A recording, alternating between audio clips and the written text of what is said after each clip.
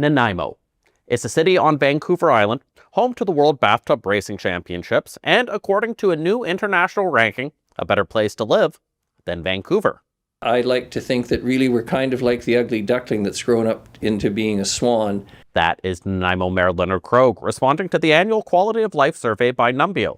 Nanaimo ranks 67th out of 303 cities around the world and second in Canada, behind Ottawa. Vancouver finished 83rd in the world, fourth in Canada. And when you look at Nanaimo and Vancouver, they are very different in size, affordability, and number of roads with really memorable names. So we asked folks in Nanaimo, what did they think? Anything island is better than Vancouver, for sure.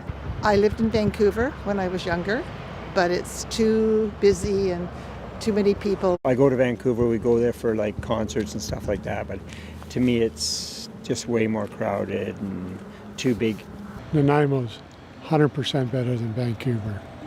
Except we don't have Church's chicken here, but it's a boat ride away. If you're in Nanaimo, it's a fun story and an example of how mid-sized cities can hold a lot of appeal. Some of the cities that do really well are the ones that are just outside the major metropolises, which kind of, I think, maybe touch on kind of how Canadians see communities or how many people see the kind of communities that they would prefer as opposed to ones that they don't necessarily want to be in. But if you're in Vancouver, well, it's another chance to be worried about how we're doing. Because this city, more than a lot of cities, kind of obsesses about how the rest of the world sees ourselves. And in recent years, any drop in rankings has been cause for some to be concerned. It happened again after this ranking, but is it true? In fact, the Numbeo ranking is based on surveys filled out by anonymous users. Anyone can do it.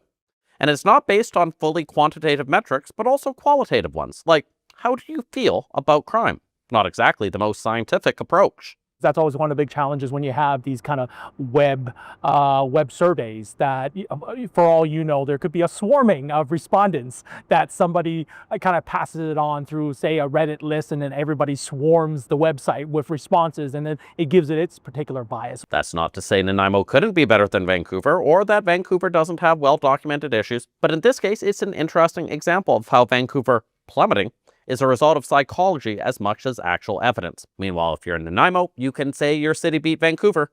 But then again, these days, who isn't? Justin McElroy, CBC News, Vancouver.